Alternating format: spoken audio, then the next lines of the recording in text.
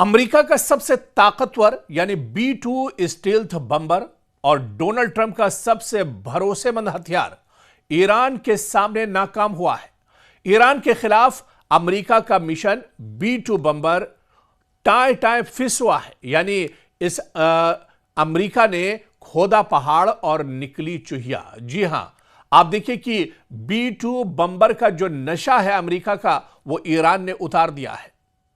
और इस बार यह लग रहा था कि अमेरिका ईरान पर टूट पड़ेगा, ईरान पर B-2 बम्बर के जरिए से एक बड़ा अटैक अमेरिका करेगा, लेकिन यह सब कुछ सच साबित नहीं हुआ।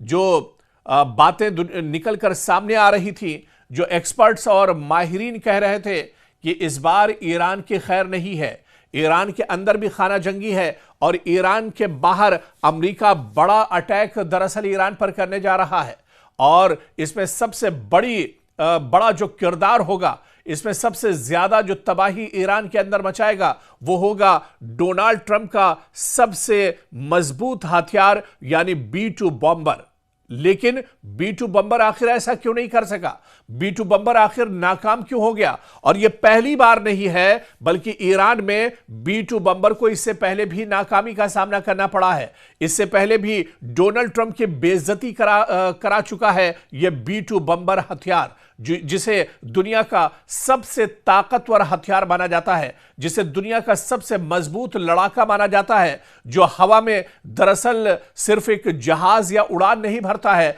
बल्कि इसके साथ उड़ती है किसी भी मुल्क की तबाही, दुश्मन की तबाही इसके साथ उड़ती है। लेकिन यह तबाही दरअसल ईरान को तबाह क्यों नहीं कर पाई? यह बहुत अहम सवाल है, क्योंकि हजारों किलोमीटर का B-2 बम्बर का सफर हो और तबाही का या फिर मिशन हो, ईरान ने इस मिशन को एक तरह से नाकाम बना दिया है। दरअसल यह बात एक मौजूदा तज्जियाती और इंटेलिजेंस रिपोर्ट की बुनियाद पर भी सामने आई है कि अमेरिका का B-2 स्टील्थ बम्बर ईरान की एटमी जो तंसीबात है, ईरान का एटमी जो पूरा प्रोग्राम है, इस पर मुकम्मल तौर पर हमला नहीं कर पाया है, इसे मुकम्मल तौर पर तबाह बर्बाद नहीं कर पाया है और नाकाम साबित हुआ है अमेरिका का सबसे मजबूत हथियार यानी B-2 बम्बर। और आपको तो याद ही होगा कि अमेरिका ने जून 2025 में ईरान की चंद बड़ी जौहरी जो तंसीबात थी, ईरान के जो बड़े अड्डे थे जहां पर एटमी तवानाई का एक तरह से काम किया जा रहा है, जैसे फर्दू की बात करें, इस्फहान की बात करें या नतनज की बात करें, यहां पर निशाना बनाने के लिए अमेरिका ने B-2 बम्बर का ही इस्तेमाल किया था। B-2 बम्बर तैयारों के जरिए बड़ी ताकत वाले बंकर बस्टर बम भी यहां पर अमेरिका ने गिराए थे, लेकिन यह एक तरह से नाकाम साबित हुए। यह कार्रवाई एक खुफिया ऑपरेशन का हिस्सा थी, जिसे बाज रिपोर्ट्स में ऑपरेशन मिडनाइट हैमर जैसे नामों से भी बयान दिया गया, कहा गया था। और अमेरिकी हुकाम इब्तिदाई तौर पर दावा करते रहे कि यह हमले कामयाब और ईरान के एटमी प्रोग्राम को तबाह करने वाले हैं, यानी डोनाल्ड ट्रंप अपने से ही अपनी पीठ एक तरह से थपथपाते रहे। लेकिन जब सच्चाई निकलकर सामने आई तो डोनाल्ड ट्रंप की हवाइयां उड़ गई। डोनाल्ड ट्रंप एक तरह से परेशान हो गए, क्योंकि जो सच्चाई थी वो ये थी कि अमेरिका का सबसे बड़ा जो हथियार है यानी B-2 बम्बर भी ईरान के खिलाफ कार्रवाई करने में नाकाम रहा, और जो हमले उसके जरिए करने का अमेरिका ने दावा किया था, उन हमलों में ईरान का बाल बीका तक एक तरह से नहीं हो पाया, क्योंकि इंटेलिजेंस रिपोर्ट ने दावों को चैलेंज किया है। अमेरिकी जो डिफेंस है या दिफाई इंटेलिजेंस एजेंसी है, DIA ने एक खुफिया रिपोर्ट में बताया कि इन हमलों ने सिर्फ चंद ऊपर की साख्तों को ही नुकसान पहुंचाया है, यानी जहां पर ईरान ने अपना एटमी हथियार छुपा कर रखे हैं, ईरान ने जहां पर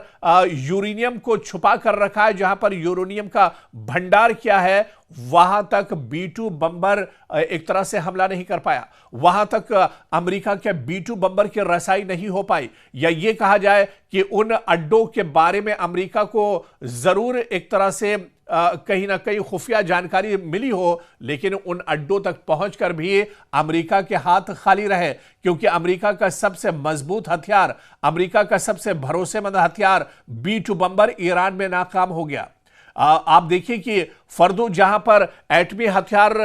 यह दावा अमेरिका कर रहा था कि ईरान ने छुपा कर रखे हैं, यहां पर यूरेनियम को रखा गया है। यहां पर आप देखिए कि B-2 बम्बर के जरिए से अमेरिका ने जून 2025 में दावा किया था कि उसने ईरान की जो अंदरूनी तंसीबात है उनको एक तरह से खत्म कर दिया है। लेकिन जब रिपोर्ट निकलकर सामने आई तो डोनाल्ड ट्रंप की हवाइयां उड़ गईं, डोनाल्ड ट्रंप परेशान हो गए। अमेरिका के इन दावों में बिल्कुल दम नहीं था। जब रिपोर्ट निकलकर सामने आई तो पता चला कि B-2 बम्बर से जहां पर भी बम गिराए गए उन बम का कोई असर नहीं हुआ। जहां पर मिसाइल अमेरिका ने गिराए उस मिसाइल का कोई असर नहीं हुआ, क्योंकि ईरान ने अपने जो एटमी न्यूक्लियर हथियार हैं, जो यूरेनियम है, वो इतनी गहराई में छुपा कर रखा है, कई पहाड़ों के नीचे और कई हजार फीट की निचाई गहराई में दरअसल ईरान ने छुपा कर रखा है, जहां पर B-2 बम्बर भी एक तरह से नाकाम हो गया। B-2 बम्बर भी यहां पर एक तरह से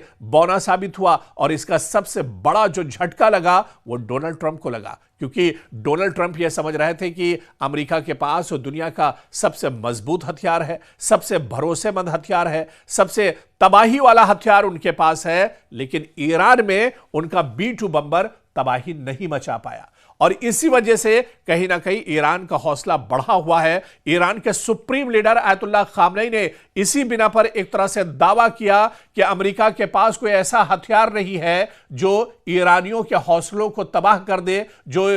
ईरान के जो इरादे हैं उनको एक तरह से खत्म कर दे। तो ईरान ने अपने अहम एटमी मराकिज को चट्टानों और गहरी जमीन के अंदर महफूज किया हुआ है, जिसे आम बमों से तबाह करना बहुत मुश्किल है। और यह एक बार फिर से कहीं ना कहीं साबित हो गया है, क्योंकि रिपोर्ट्स के मुताबिक ईरान की जेर जमीन तंसीबात का बुनियादी ढांचा अभी तक ठोस है, और अगर काम दोबारा शुरू किया जाए तो चंद माह के अंदर ज्यादातर अमल एक तरह से बहाल हो सकता है। और अमेरिकी इंटेलिजेंस की रिपोर्ट और सदर डोनाल्ड ट्रंप के बयानात में वाज़ेह फर्क नजर आया है। सदर ट्रंप ने हमले की जबरदस्त कामयाबी में खुलकर तारीफ की थी, लेकिन इंटेलिजेंस रिपोर्टों ने कहा कि नुकसान महदूद और आर्जी हुआ है, यानी जितना बड़ा नुकसान होना चाहिए था उस तरह का नुकसान नहीं हुआ। यानी B-2 बम्बर एक तरह से नाकाम रहा, और B-2 बम्बर की नाकामी ईरान में एक तरह से साबित हुई है। और इस बार भी डोनाल्ड ट्रंप ने भले ही बड़े बड़े बयान दिए हो, ईरान को तबाह करने की कसम खाई हो, ईरान के supreme leader Ayatollah Ali Khamenei को कत्ल करने, उन्हें मारने, उन्हें गद्दी से उतारने की भले ही धमकियां ईरान ने दी हो, लेकिन जब ईरान का सबसे खतरनाक हथियार, डोनाल्ड ट्रंप का सबसे भरोसेमंद हथियार ही नाकारा साबित हुआ, तो ऐसे में एक बार फिर से अमेरिका को मायूसी हुई है। और अमेरिका यह समझ गया है कि ईरान को इतनी आसानी से भेद पाना दरअसल मुश्किल ही नहीं, बल्कि अमेरिका के लिए भी नामुमकिन एक तरह से है।